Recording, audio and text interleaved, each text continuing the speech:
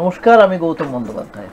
লোকসভার দখলদারিতে আজকে আমার অতিথি হচ্ছেন দুর্গাপুরের, শুধু দুর্গাপুর কেন বলবো, সারা রাজ্যেরই অন্যতম বিশিষ্ট শ্রমিক নেতা, বামপন্থী সিপিআইএমের সিটুর নেতা এবং সিপিএম নেতাও বটেন, বিনয়েন্দ্র কিশোর চক্রবর্তী। তিনি বিকেসি নামে পরিচিত ছিলেন।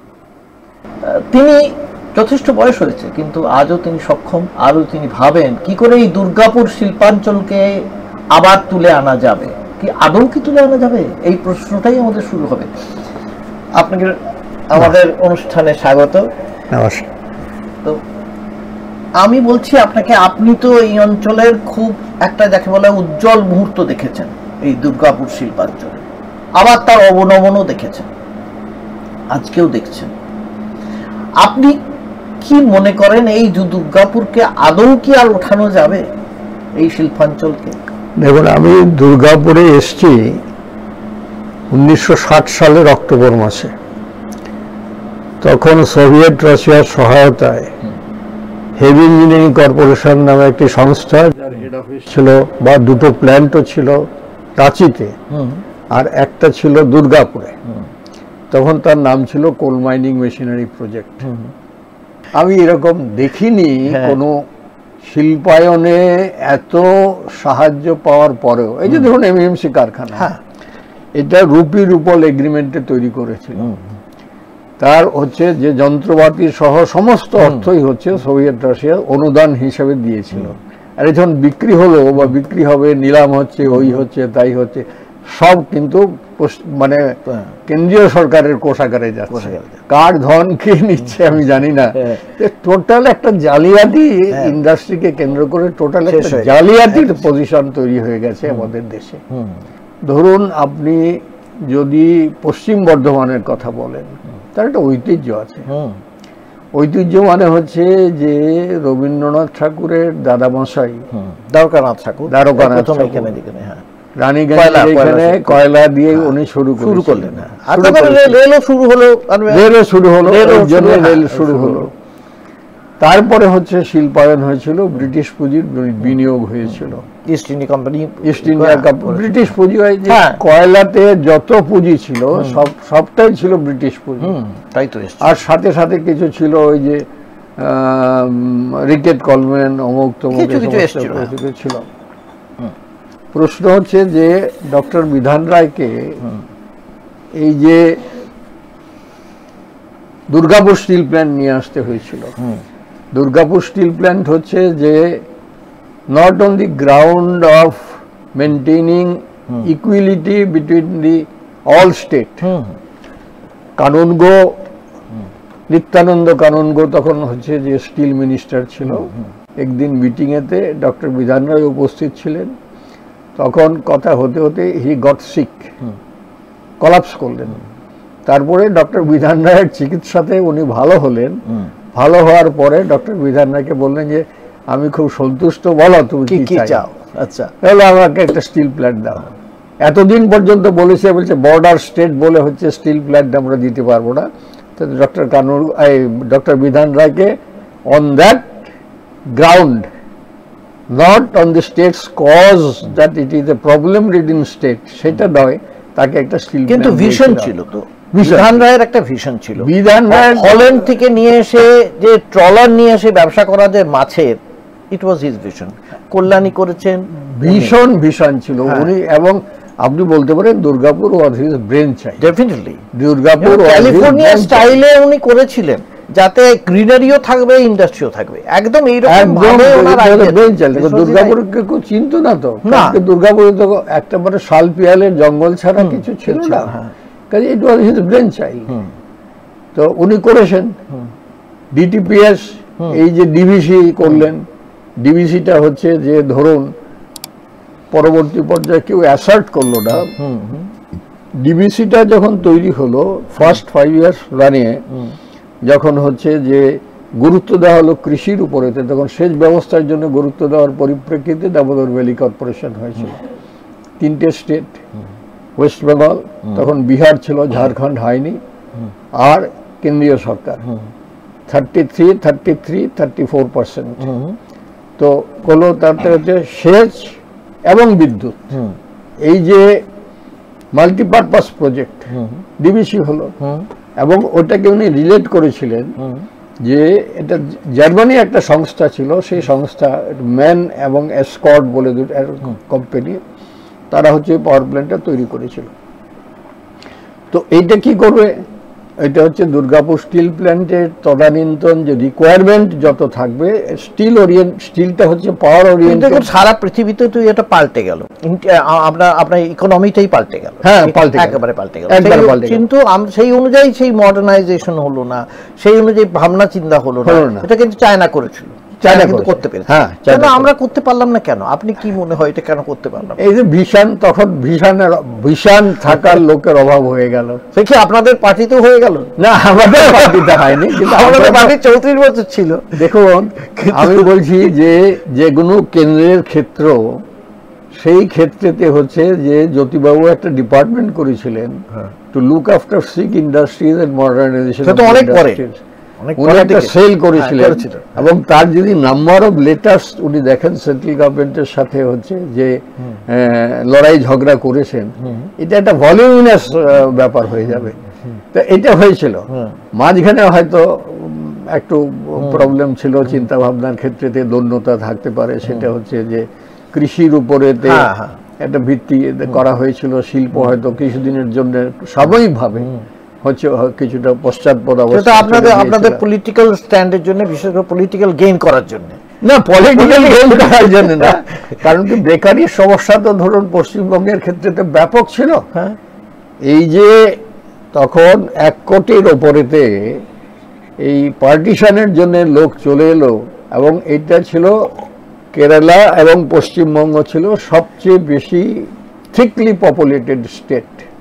এত পপুলেটেড স্টেট তো হয়নি, কিন্তু তার জন্য সেন্ট্রাল গভর্নমেন্টের ইউনিটারি থিঙ্কিং এতে যেভাবে স্টেটটাকে হেল্প করা উচিত ছিল, এই একটা পেরোকেল অ্যাপ্রোচ না নিয়ে যেভাবে স্টেটটাকে দেখা উচিত ছিল, সেটা হচ্ছে যে সেটা আমি জানি, বিশেষ করে ইতিহাস জানে, হয়তো বললেবি আপনাকে, সেই নিয়ে চিঠিও হয়েছিল, বিধান রায় সরাসরি নেহরুকে লিখেছিলেন, তাই নিয়ে অনেক কিছু, তারপর উনিও উত্তর দিয়েছিলেন, তারপরে সেটা নিয়ে বল্লভভাই পেটেল উনিকে উত্তর দিয়েছিলেন, এই যে হয়েছিল অনেক।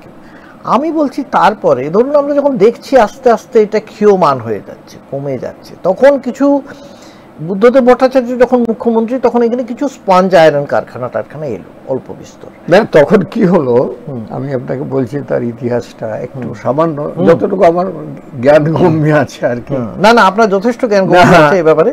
আমাদের ছিল কেন্দ্রীয় সরকারের পক্ষ থেকে একটা লাইসেন্সিং পলিসি ছিল ইন্ডাস্ট্রি করতে গেলে, এবং লাইসেন্সিং পলিসিটা হচ্ছে সেন্ট্রাল গভর্নমেন্টের হাতে ছিল। ব্যাংক লোন থেকে শুরু করে সমস্ত কিছু ছিল সেন্ট্রাল গভর্নমেন্টের হাতে। পরে তো খুলে দিল। হ্যাঁ, আমি বলছি তো সেইখানে যেটা হয়েছে সেটা হচ্ছে যে মানে ডিসুয়েড করা হতো মালিকদেরকে, তোমরা পশ্চিমবঙ্গে গিয়ে শিল্প করো না।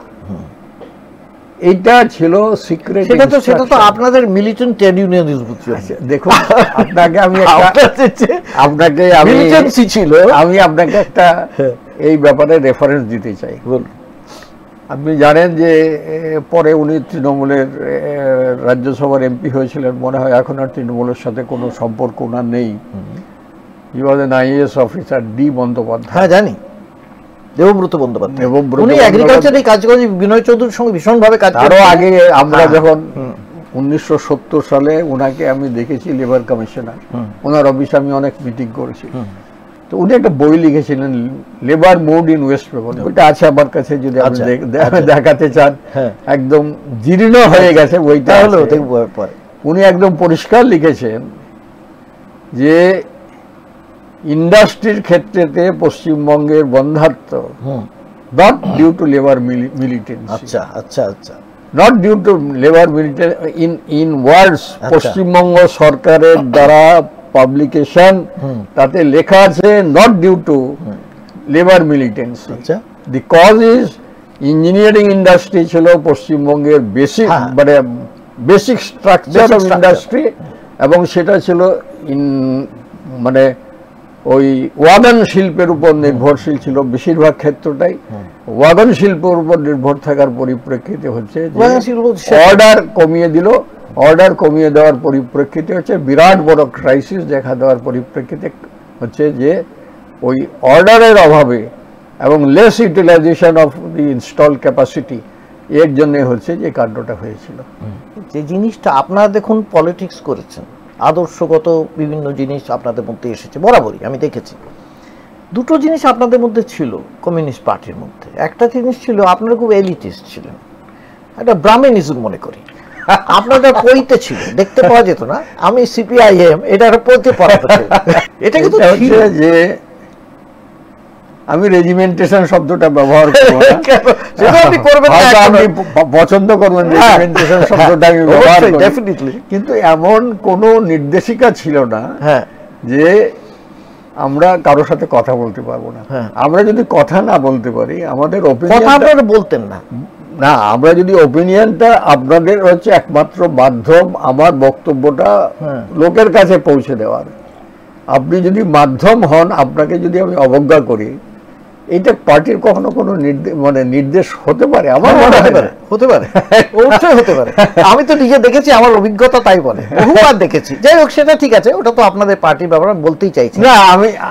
আমি তবে এইটা হয় কখনো বাস্তবে, আমি সাইকোলজিক্যাল অ্যানালাইসিস যদি করেন, আপনি হচ্ছেন আমার বক্তব্য জনসাধারণের কাছে পৌঁছে দেওয়ার একটা মাধ্যম। আপনার এইটাই হচ্ছে যোগ্যতার পরিপ্রেক্ষিতে আপনি লোকের কাছে পৌঁছে দেবেন, এই জন্য that your performance is recognised as well performance. তো সেইখানে দাঁড়িয়ে আমি যদি আমাকে আপনি থ্রটল করে দেন, আমাকে যদি রেজিমেন্টেড করে দেন, তাহলে আমার বক্তব্য পৌঁছবে কেমন? সেইটাই তো ছিল আপনাদের মধ্যে। সমস্ত সমস্যাটা একটা বিরাট সমস্যার মধ্যে ওটা একটা ছিল। এখন জানি না, খানিকটা আমি দেখছি ওপেননেস আপনাদের আসছে, আমি জানি না সেটা কতটা ওপেন হয়েছে, খানিকটা হয়েছে, বলবো না। অনেক কিছু চেঞ্জ সোশ্যাল বিষয়ে, বিশেষ করে সোশ্যাল মিডিয়ায় এমন এমন আমি দেখতে পাচ্ছি যেগুলো আপনাদের কোনোদিন ভাবা যেত না আগে, হয়েছে। এবং সেটা খুব দরকার ছিল বলে মনে করি, কারণ আপনাকে তো আফটার অল আপনাকে তো পার্লামেন্টারি ডেমোক্রেসিতে আসতে হয়েছে। আপনি তো রেভলিউশনে গিয়ে সমস্ত বিপ্লব করে পাল্টাবেন তা মনে করেন না। পার্লামেন্টারি ডেমোক্রেসিতে থাকতে গেলে তার তো কিছু রীতিনীতি আপনাকে মানতে হয়, সেই রীতিনীতির মধ্যেই এটা চলে আসে। পার্লামেন্ট এন্ড স্ট্রিট ফাইট দুটো আগে কন্টিনিউ করতে হবে। তিন situation is right, that is also definitely that is also in criterion. Street ফাইটও পার্লামেন্টারি ডেমোক্রেসির একটা ক্রাইটেরিয়ান, সে তো সেটা আমি মেনে নিলাম।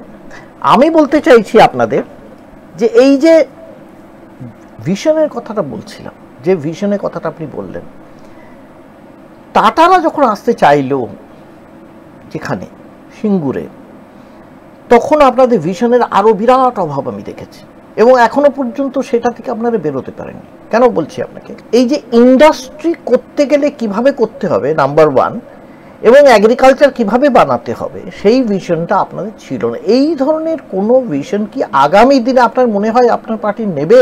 আমি একটু ছোট্ট করে যদি বলি,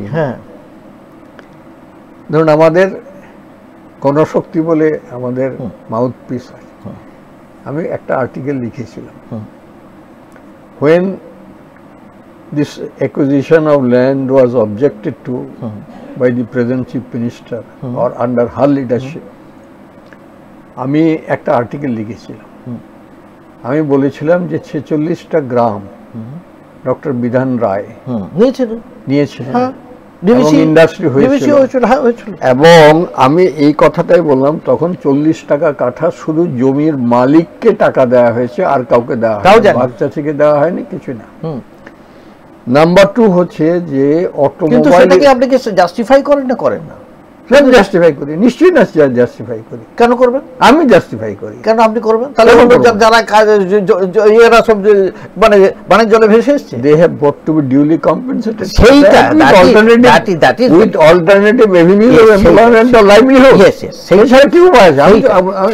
that is very important. এবং দেখুন অটোমোবাইল বর্তমান সময়েতে একটা এমন একটা ইন্ডাস্ট্রি ভারতবর্ষে, ওটা ভীষণ রকমের, যার গ্রোথ হচ্ছে 30% পার ইয়ার।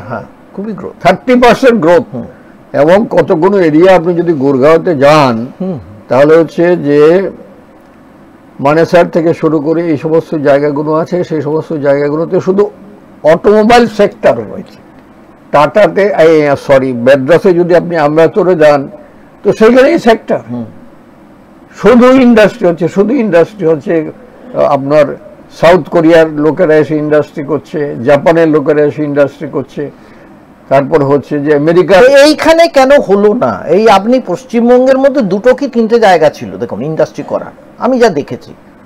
একটা হচ্ছে আসানসোল দুর্গাপুর বেল্ট, এখানে কোল আছে, স্টিল আছে, তার মানে ইনফ্রাস্ট্রাকচার ছিল, জলও ছিল, হলো না। দুর্গাপুরে বা এই সমস্ত জায়গাতে ইন্ডাস্ট্রি করার জন্য যা যা ইনগ্রেডিয়েন্টস দরকার সমস্ত গুলো এখানে আছে। কিন্তু ওই যে আপনাকে বলছিলাম শেষ পর্যন্ত কিছু স্পঞ্জ আয়রন কারখানা এলো, তারপরে আমি স্পঞ্জে আসছি। হ্যাঁ, এখন ধরুন একটু ব্যারেন হয়ে গেল ইন্ডাস্ট্রিয়াল সেক্টরটা,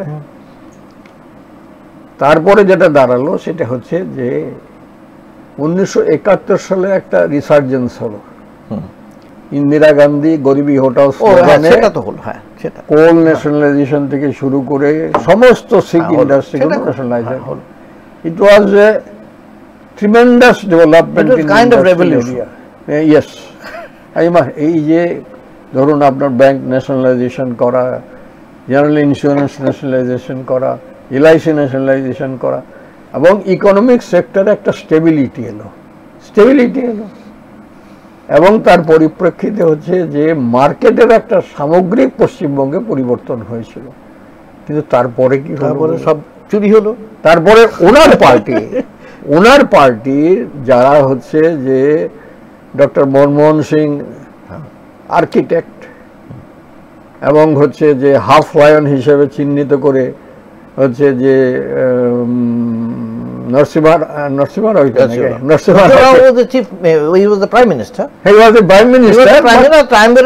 তিনজন, তার মধ্যে মনমোহন সিং ওয়াজ দেয়ার, চিদম্বরম ওয়াজ দেয়ার, আর মন্টেক সিং ছিলেন, তিনজন ছিলেন।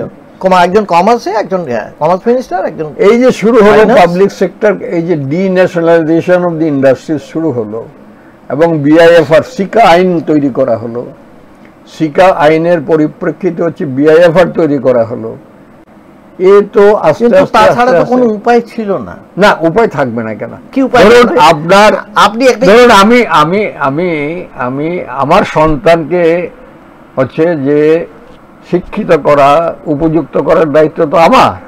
তো আমার কারখানা যদি শিক্ষিত না করতে, মানে ভায়াবল করতে না পারি, that is my inability.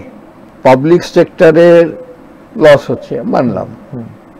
Public sector তো এসেটও তৈরি করেছে, একটা টাউনশিপ তৈরি করেছে। আপনি তো মানে আপনি বলতে পারেন ওয়েলফেয়ার সিস্টেম, যেটা ওয়েলফেয়ার সিস্টেম, হসপিটাল, এগুলো করেছে, এগুলো on behalf of the state. কিন্তু সেটা তো কম এরা কর্পোরেট রেসপন্সিবিলিটি, সেটা মানবে কত? নেবেন না, জানি না কত। আচ্ছা, যাই হোক, নেবে না, এক নম্বর কথা। দু নম্বর কথা হচ্ছে যে আপনি যদি ব্যাংকগুলোকে সিক করে দিয়েছেন, যাই হোক, আপনি যদি 45 লক্ষ কোটি টাকা ছাড় দেন কর্পোরেট সেক্টরকে, তো কি টাকাটা আপনি পাচ্ছেন, কি সম্পদটা আপনি পাচ্ছেন, কি সম্পদ আপনার জেনারেট হচ্ছে, আর কি সম্পদ? ওরা তো মিডিয়া তৈরি করে দিয়েছে, ওই জন্য ওরা সরকারকে মিডিয়া তৈরি করে দিয়েছে। হ্যাঁ, সবাই কিন্তু মিডিয়া তৈরি করে দিয়েছে। আপনি দেখুন আম্বানি থেকে আদানি সবাই মিডিয়া এখন কিনে নিয়েছে তো মিডিয়া। ঠিক আছে, হ্যাঁ, আপনাদের খুব দুর্দিন, মানে হচ্ছে সিদ্ধারা উঁচু করে চলে গেছে, ওটা চলে গেছে, ওটা ছেড়ে দিন, ওটা প্রায় চলে গেছে। আমি বলছি এখন, কিন্তু আমি এইখানে ফিরে আসছি। এই যে আমি ধরুন কেন ফিরে আসছি বারবার, পশ্চিমবঙ্গ নিয়ে বেশি চিন্তা। পশ্চিমবঙ্গে চা শিল্প চলে গেছে, আমি ধরে নিয়েছি। চা শিল্প কি হবে আলটিমেটলি, তার ভবিষ্যৎ কি, আই ডু নট নো। আচ্ছা, চাটাও কিন্তু সেন্ট্রাল গভর্নমেন্ট কন্ট্রোল। হ্যাঁ, জানি, টি বোর্ড। হ্যাঁ, এখন আপনি বলেন, টি ওয়াজ সেন্টারলি আন্ডার দি কন্ট্রোল অফ ব্রিটিশিয়ার্স। তারপরে কিছু কিছু এলিট বাঙালি তারা নিয়েছিল, আর সমস্তটাই হচ্ছে ফরেদের হাতে চলে গেছে, একদম শেষ হয়ে গেছে, সমস্তটাই ফরেদের কাছে। এবং এটা it is the creation of the ফরে মারোয়ারিজ। তারা দেখুন, শুধু এটা বললেও হবে না, আমার মনে হয় এটা কিন্তু মার্কেটিং বা হ্যাঁ তারা আরো অনেক কিছু ব্যাক ফ্যাক্টর আছে, যেটা কিন্তু আমার এই যে লেফটের, আপনি তো বারবার তাদের সাপোর্ট করবেন, উপায় নেই আপনার, তার বাইরে তো কিছু বলবেন না আপনি। ওই রেজিমেন্টেশন এখান থেকে আসে। আপনি তো বলতে পারবেন না, ওপেনলি বলতেই পারবেন না আপনি। আপনার যতই খারাপ লাগবে মনে হবে না এটা বলা যাবে না। এটা বিজেপিরও আরো বেশি অবশ্য, ওরা আরো সাংঘাতিক হয়তো। আমার বক্তব্য ওই ভিশন বামপন্থীদের মধ্যে দেখিনি আমরা, একদম দেখিনি। আপনার দেখুন 2-3টে জিনিসে আপনাদের মধ্যে কোনো ওই রকম সমস্যা ছিল না। একটা ছিল ইন্ডিভিজুয়াল অনেস্টি, আমি এটা মানি। ইন্ডিভিজুয়াল অনেস্টি আপনাদের পার্টির অনেক ভালো উন্নতি হচ্ছে। আরেকটা হচ্ছে ধর্মনিরপেক্ষতা, যদি বলি, রায়ট বলি, এই বলি, এগুলো অনেক ভালো। পশ্চিমবঙ্গের রেকর্ড অনেক ভালো, বাকি রেকর্ড খুব খারাপ। আমি একটু আগেরটাই বলছিলাম যে দেখুন, যখন পশ্চিমবঙ্গে আমরা 2011 সালেই এই পশ্চিমবঙ্গের রিপোর্ট আছে, অল ইন্ডিয়া এডুকেশন রিপোর্ট, তাতে দেখলাম তখন পশ্চিমবঙ্গ উত্তরপ্রদেশ, বিহারের চেয়েও খারাপ অবস্থা। সে সরকারি রিপোর্ট ছিল। আমি সেটা কেন হলো না, কেন করতে, এই ভিশনটা কেন আপনাদের মধ্যে? আপনাদের তো খুব সংঘবদ্ধ দল, আপনাদের সব ভেবে চিন্তে কাজ করা ছিল। এই ভিশনটা আপনাদের কেন হলো না যে 5 বছর পর 10 বছর পর কি করব? এটা আপনি পশ্চিমবঙ্গের দুর্গাপুরটাকে আপনারা নষ্ট হতে দিলেন কেন? না, দুর্গাপুরটা আমাদের নষ্ট হওয়ার নয়। আমি আপনাকে কি হতে পারে এটা বলুন। আমি আপনাকে বলছি, হ্যাঁ, যে এই যে ধরুন একটা শিল্পাঞ্চলে, যেটা বললাম rise and fall of third Reich, তাতে পাবলিক সেক্টর 21টা ইন্ডাস্ট্রি বন্ধ হয়ে গেল, হলো এমএমসি বন্ধ হলো, কলিয়ারি বন্ধ হলো। কিন্তু দেখুন, আমি বলছি এই সময় দেখুন ব্যাঙ্গালোর কিভাবে এইগুলো, ওর ইন্ডাস্ট্রি সফটওয়্যার, আমাদের এখানে শিক্ষিত ছেলে ছিল, ভালো ছেলে ছিল, আমরা দুর্গাপুর থেকে এরকম সফটওয়্যার হাব করতে পারলাম না। করা হয়েছিল তো, ওটা কিছুই হয়নি, আপনি জানেন, কিচ্ছু হয়নি। করা হয়েছিল, সেই রকমই করা হয়েছিল নামমাত্র। ওটা আবার আপনি বলবেন আপনাকে যেহেতু বলতে হচ্ছে সরকারের হয়ে, কিন্তু ওটা বললে লাভ নেই, কিচ্ছু হলো না। ব্যাঙ্গালোরে সবাই চলে গেল, হায়দ্রাবাদে গেল, এখানে কেউ এলো না। যদিও কেরলেও তাই হয়েছিল, কোচিও খুব ভালো ছিল, অত্যন্ত ভালো এডুকেশন ইয়েতে ছিল, কিন্তু কোচিও হয়নি। এটা কি বামপন্থীদের ডিফেক্ট, ত্রুটি? কোথাও একটা ত্রুটি, কেন হলো না? এখানে তো হতে পারতো, দুর্গাপুরে চেষ্টা তো হয়েছিল, চেষ্টা করে যদি না হয়। এখন ধরুন সব সময় যদি এইখানে কিছু করলে সরকারের পক্ষ থেকে কোনো সুযোগ সুবিধা পাওয়া যাবে না, কোনো রকম সাহায্য পাওয়া যাবে না, এইটাই যদি সব সময় ইন্ডাস্ট্রিয়ালিস্টদেরকে, কারণ কি রাষ্ট্রায়ত্ত শিল্প করার ক্ষেত্রেতে একটা সীমিত অবস্থায় চলে এসেছিল, সব সময় যদি এই ভয়টা থাকে, তাহলে শিল্পপতিরা তো আগামী দিনে তো এই ভয়টা আরো বেশি থাকবে। তার মানে কি এই জায়গাটা নষ্টই হয়ে যায় বলছে? নষ্ট কি হতে পারে? আর কি থাকলো? আচ্ছা বলুন তো কি হতে পারে? আপনি আমাকে বলুন। আপনাকে আমি ছোট্ট একটা কথা বলছি। এমএমসি কারখানাটা বন্ধ হলো, ভারতবর্ষের প্রধানমন্ত্রী যদি এই অবস্থায় যায়, প্রধানমন্ত্রী চিঠি দিচ্ছেন Atal Bihari Vajpayee, dear Mamataji, thank you for your letter dated February 17, 1999, in which you have referred to the need of revival of the following PSUs: Mining and Allied Machinery Corporation, National Bicycle Corporation, Cycle Corporation of India, Bharat Ophthalmic Glass Limited, National Instrumentation Limited, Wayward Limited, Tannery and Footwear Corporation of India. আচ্ছা দেখুন, একটা প্রধানমন্ত্রী তিনি লিখছেন, I wish to inform you that the cabinet in its meeting on 23rd February 1999 has decided to stall the closure of this ailing PSU and appoint a high-powered committee of experts to explore all the possibilities of the revival.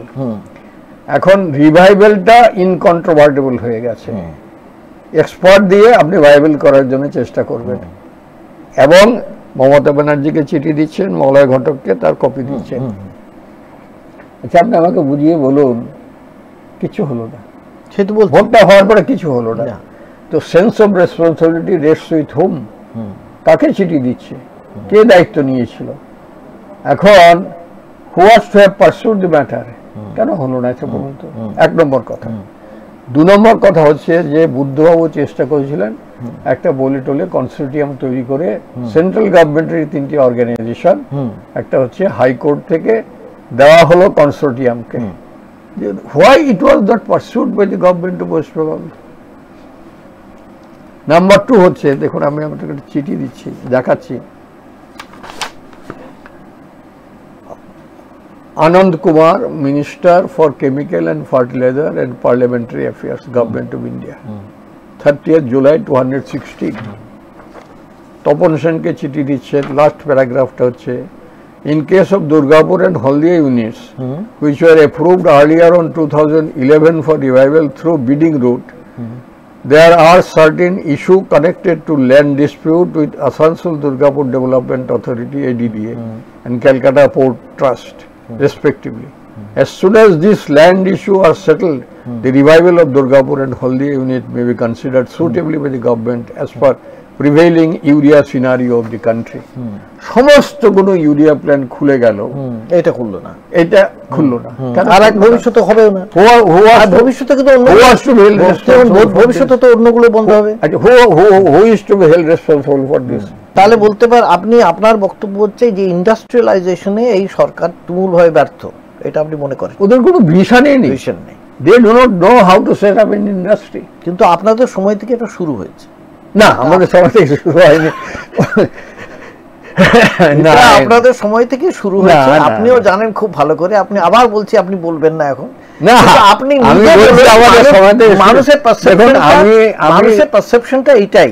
আমি একটা জায়গাতে, আমি unofficially বলতে পারেন, officially বলতে পারেন, জ্যোতিবাবু যে labour সেলটা করেছিল for revival of the industries and কি বলা যায় যে revamping of the industries, sick industries, I was indirectly associated with that, এবং in every week I was used to visit that cell.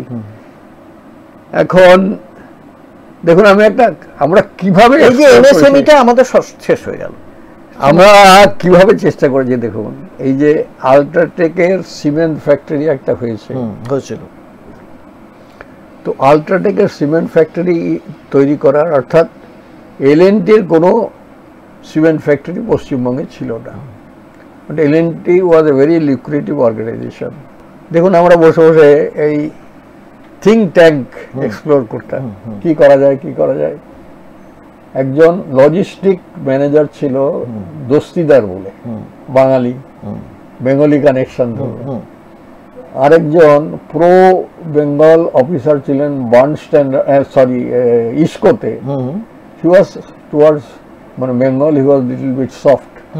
এই দুজনকে এক্সপ্লোর করলাম, এক্সপ্লোর করে মানে তাদের সাথে যোগাযোগ করে তাদের সাবঅর্ডিনেট অফিসারকে ধরে টরে প্রথমে দুর্গাপুরে আমরা একটা সার্ভিস সেন্টার করলাম, মানে ইয়েতে কি বলে যে ওই এলএনটির সার্ভিস সেন্টার, হেভি মেশিনারিজের সার্ভিস সেন্টার খয়রাসলে হয়েছে।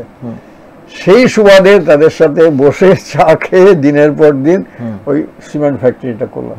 আপ্রাণ চেষ্টা করা হয়েছে ফর ইন্ডাস্ট্রিয়ালাইজেশন, কারণ কি আমাদের কাছে চিন্তার ভেতরে এটা এছাড়া কোনো উপায় ছিল না যে ইন্ডাস্ট্রিয়ালাইজেশন। এগ্রিকালচারে ভারতবর্ষে, সারা ভারতবর্ষে এগ্রিকালচারে কর্মসংস্থান বেশি সবচেয়ে, এটা ফ্যাক্ট। কিন্তু কিন্তু তারপরে ইন্ডাস্ট্রি ছাড়া আর কোনো মানে it was an inevitable necessity. Definitely. That was injected in the mind of all CPIM people gradually. হয়েছিল? আপনার মনে হয়? আমি তো I was associated with that. You were associated with that. কিন্তু আমি এই কিছু লোক আছে না, খুব বক্তৃতা করে করে নিজেদের গল্প টর্প করে, এটা সব জায়গাতে আছে। তো যাই হোক, আমি এটা নিয়ে আর বাড়াবাড়ি করছি না।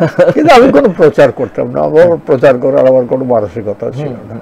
বুঝতে পেরেছি। কিন্তু ভবিষ্যতে আপনি যেটা বলছেন সেটা একটা খুব bleak picture, that is a bleak picture, যে এখানে কিছু হবার সম্ভাবনা কিছু দেখা যাচ্ছে না। আপনি বলছেন কোনো প্রচেষ্টা নেই, আপনি কোনো প্রয়াস আপনি দেখতে পাচ্ছেন? প্রচেষ্টা নেই। আমি তো বলবো যে এই শিল্প যারা বোঝে তাদের সবাইকে নিয়ে present government if they are really interested, তাহলে হচ্ছে আপনাকে কোনোদিন কেউ ডেকেছে এই ব্যাপারে? না, কোনোদিন কেউ ডাকেনি। ওই ওরিয়েন্টেশনটাই নেই যে ডেকে জিজ্ঞাসা করবো যে কি, না, ওরিয়েন্টেশনটাই নেই। যাই হোক, আপনার সঙ্গে অনেকক্ষণ কথা হলো, কিন্তু কথার মধ্যে একটা কি বলবো দুঃখের কথা রয়ে গেল যে আপনি কোনো বিশেষ আশা দেখতে পাচ্ছেন না। এই না, আশা দেখতে পাচ্ছি। হ্যাঁ, মানুষের আশা না থাকলে হয় কখনো? আমরা রাজনৈতিক কর্মী, আমাদের কিন্তু কিন্তু আশা না থাকে, সম্ভাবনা আমরা এইটা সম্ভাবনা আছে, আশা আছে, এবং আমরা মনে করি যে এই সরকার পরিবর্তন হলে আমরা যে লাইনে এগোচ্ছি, হ্যাঁ, ধর্মনিরপেক্ষ শক্তিদের নিয়ে বাম শক্তি যৌথভাবে, তার যদি ক্ষমতায় প্রতিষ্ঠিত হয়, এবং আশা করি আমরা আমাদের ডেফিনেটলি ডেভেলপমেন্ট হবে, এবং এটা ছাড়া মানুষের কাছে আর কোনো রাস্তা নেই। There is no other alternative, there is no other way out. আমরা এতক্ষণ ধরে কথা বললাম, অনেকক্ষণ ধরে কি করে এই দুর্গাপুর শিল্পাঞ্চল, আসানসোল শিল্পাঞ্চল, শুধু তাই নয় সারা রাজ্যে কি আদৌ শিল্পের কোনো উন্নয়ন আমরা দেখতে পাবো? কেন নষ্ট হলো বিশদে বললেন আমাদের সঙ্গে বিজয়েন্দ্র কিশোর চক্রবর্তী। তার সম্পর্কে আগেই বলেছি আমরা, তিনি কি ছিলেন, দীর্ঘদিনের শ্রমিক নেতা এখানকার, এবং ইন্ডাস্ট্রি সম্পর্কে তিনি যথেষ্ট ওয়াকিবহাল। তিনি মনে করছেন যে খুবই দুঃখের কথা, ঠিকই, এটা বিষাদ গাথা যাকে বলা হয় এই অঞ্চলটায়, কিন্তু ভবিষ্যতের কোনো সম্ভাবনা দেখতে পাচ্ছেন না এমন নয়। যদি কেন্দ্রে সরকার বদল হয়ে যায় এবং ধর্মনিরপেক্ষ শক্তি বাম কংগ্রেস একজোটে আসে, তাহলে একটা নতুন সম্ভাবনা সৃষ্টি হতে পারে। সেই স্বপ্ন তিনি এই বয়সেও দেখছেন। এইটাই আমাদের কাছে আজকে একটা যাকে বলা হয় লাভ বলা যেতে পারে। আজকে আপনাদের সঙ্গে এই পর্যন্তই, আবার আপনাদের সঙ্গে দেখা হবে পরের এপিসোডে। ধন্যবাদ, আজকে নমস্কার। আপনি অনেকক্ষণ সময় ব্যয় করার জন্য ধন্যবাদ আপনাকে।